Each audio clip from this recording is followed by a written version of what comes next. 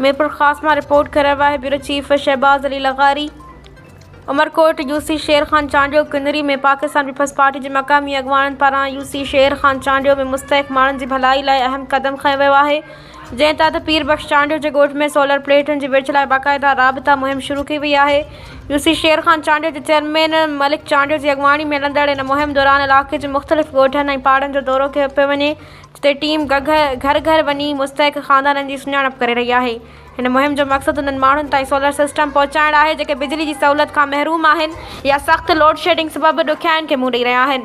उन मौक़े ते महरान सिंधी जे ब्यूरो चीफ इमरान अली लोरी ॻाल्हाईंदे चेयरमैन मलिक चांडियो चयो त मौजूदा हालतुनि में महांगाई, बिजली ऐं डिघी लोड शेडिंग आम माण्हू लाइ वॾो मसइलो बणिजी चुकी आहे। तंहिं करे पार्टी क़यादत जे हिदायत ते ग़रीब अवाम जी सहायता ही क़दम खंयो वियो आहे।